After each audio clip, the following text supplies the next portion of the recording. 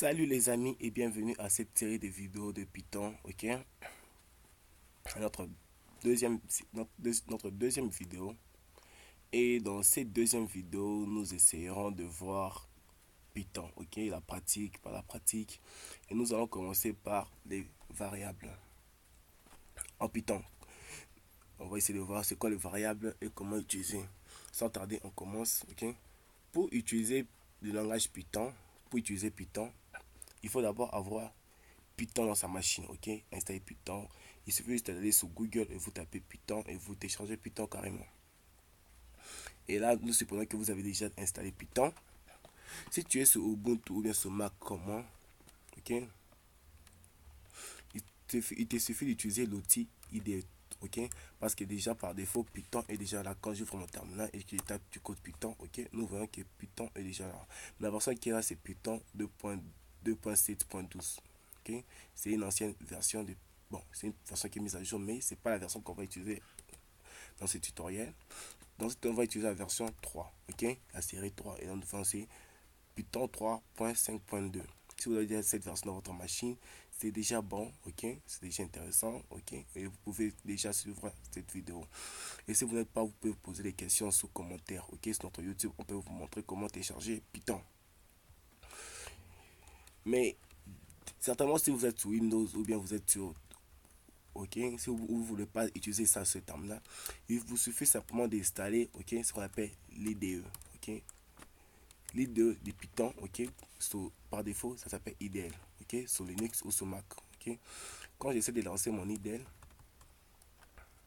ok, attendez, je lance, j'ai fait une erreur, attendez, j'ai mis là, ok, là je l'avais lancé pour la version 2, mais là je lance pour la version 3, ok, j'espère que ça va marcher, ouais, c'est bon, ça marche.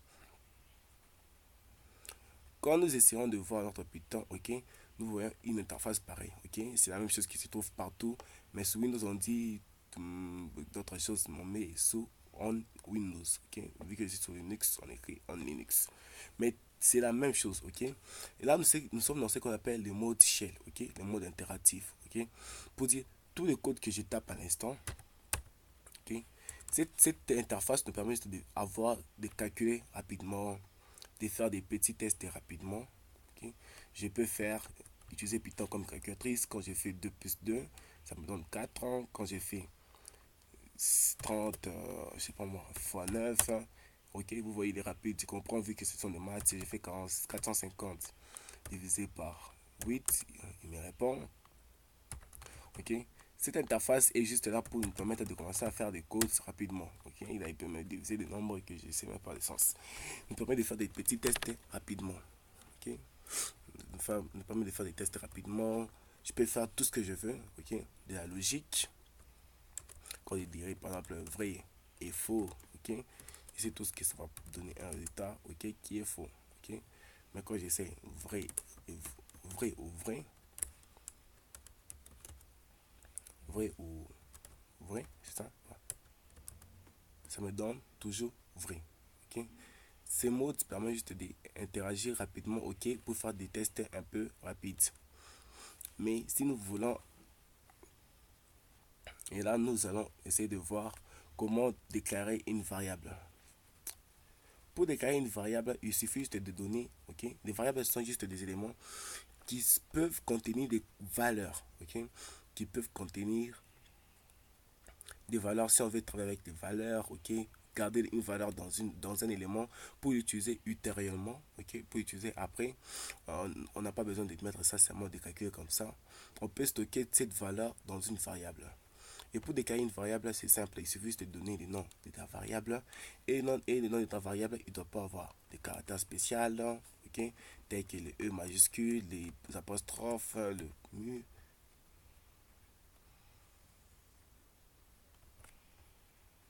le moins, ok. Là, le nom de ta variable ne doit pas avoir les multiplications, les E, les diviseurs, des caractères spéciaux tels que ça, tels que plus, ou encore E avec accent, ok. Ta variable ne peut pas commencer avec un nombre, ok. Et pour un nombre et d'autres choses, on va essayer de voir ça mieux prochainement, ok, dans la suite. Pour déclarer ma variable, par exemple, j'ai envie de déclarer la variable nombre qui doit contenir un nombre, ok. Quand une variable contient un nombre, ok, il y a ce qu'on appelle les types de contenu. Une variable peut contenir un nombre, ok. Là, j'ai pris 1, j'ai mis dans ma variable nombre, ok. Et quand je demande affiche-moi ce qu'il y a dans le nombre, il va m'afficher 1, ok. Mais si j'ai tapé 1, il va m'afficher toujours 1, ok. Pour dire, quand on voit nombre, ça nous fait référer directement à l'élément que ça contient à l'intérieur, ok, à 1. Là, nous voyons que vu que j'ai mis dans le nombre 1, vu que nombre c'est un chiffre, ok, c'est un entier, évidemment, nombre d'autres variables est aussi de type entier. Okay. Une variable obtient les types de contenu de son élément. C'est pas j'ai envie de déclarer un mot, ok, une phrase, ok. Je dis par exemple, salut les gens. Qu'est-ce que j'écris là? Je mets salut les gens. Ok. Évidemment, dans le nombre où il y avait un, on écrase la valeur par la nouvelle valeur, ok. Là, j'ai pas besoin de montrer que ce que je vais taper cette fois-ci, c'est une chaîne de caractères. Une chaîne de caractères doit commencer par double cote ou bien par des simples cotes, ok, comme là nous le voyons. Je peux même déclarer, je dis nombre 1, ok, égal à, cette fois-ci, je mets des simples cotes, puis je mets salut, salut Bugsheet, ok, Bugsheet, c'est ma plateforme, Bugsheet. Ok, là il accepte, ok, il accepte. Quand je demande affiche-moi ce qu'il y a dans nombre 1, je fais tout ça, affiche-moi ce qu'il y a dans nombre 1, il va m'afficher salut Bugsheet. Et quand je demande affiche-moi ce qu'il y a dans nombre, il m'affiche salut les gens. Ok, donc remarquez que il n'affiche plus le 1 qu'on avait déclaré là avant, mais il affiche cette fois-ci salut les gens parce que la nouvelle valeur a écrasé l'ancienne valeur qui avait dans notre variable. Ok, la nouvelle valeur qu'on affecte à cette variable détruit carrément la valeur qu'il y avait à l'intérieur. À part ça, nous avons vu qu'il y a les types entiers, ok. Quand j'ai mis nombre égal à 1, ok. Cette variable est de type entier, ok. Type, le texte que je tape là, vu que j'ai mis des dièses devant, ok. C'est-à-dire c'est un commentaire. Python ne va pas lire cela, il ne va pas considérer cela. J'ai mis type entier, ok. Type entier, en anglais on appelle ça integer. Il faut juste taper comme on tape en anglais. En français, je dirais entier. Ok, il n'y a pas d'erreur. Mais si je prenais cette même phrase, ok, mais j'ai enlevé mon petit dièse là devant, vous voyez voir ce que Python va me dire. J'essaie d'enlever, ok, on dit erreur de syntaxe, ok, on ne sait pas lire ça. Tu as écrit des choses qui n'ont pas de sens, ok. Alors je vais remettre mon entier, ok, et je prends la même variable, j'écris une variable 2. Cette fois-ci, je mets 2.5. 2.5 n'est pas un entier vu que c'est un nombre qui a des virgules. Ce type est un nombre réel, ok, on appelle ça réel. Mon algorithmique en Python, on appelle ça type float, ok, pour dire les nombres qui ont des caractères virgules, ok, qui ont des virgules à l'intérieur. À part cela, je peux avoir ici une variable qui contient deux mots, ok, qui contient une chaîne de caractères, qui contient une lettre, un nom. Là, on appelle ça une chaîne de caractères. Okay. Et pour déclarer ta chaîne de caractères, soit tu utilises des simples codes ou tu utilises des doubles codes. Okay. Nous essayons de voir c'est un peu quoi la différence entre les simples codes et les doubles codes. Parce qu'il ne faut pas s'abuser de ça.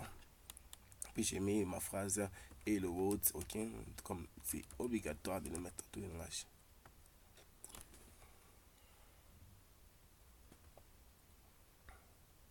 Okay. Je fais un peu monter. Ok, là nous voyons maintenant que j'ai déclaré. Et quand j'affiche chaîne, j'affiche hello world. Quand j'affiche nombre 2, j'affiche 2.5 qu'on a déclaré là. Quand je fais nombre NB, ok, on affiche 1 qui est à l'intérieur. Maintenant j'ai envie de prendre de faire 1, ok, plus 2.5. C'est simple. Je prends NB plus NB2. Il va me retourner 3.5. Mais j'ai envie de prendre le résultat là, de mettre ça dans une variable. Ok. Alors ce qu'on va faire, on va faire la sommation. Ok. Je vais déclarer ma variable sommation.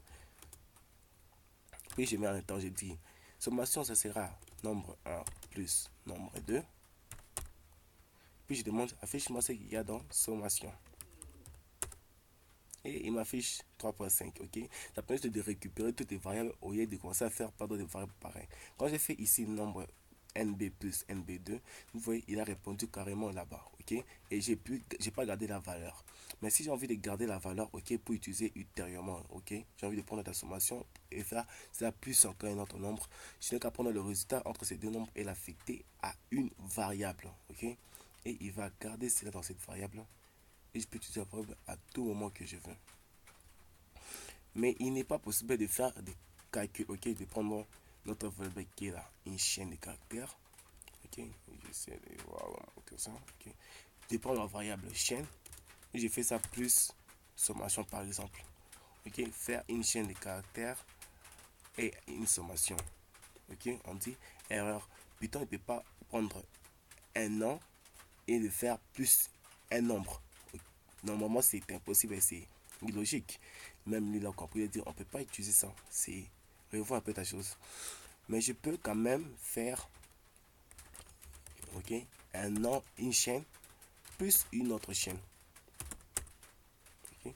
Et là, nous voyons, il écrit et le Words, pas d'espace, et le Words, c'est tellement comme on avait mis là au début. Et le Words, et le Words. Donc, il concatène. Okay?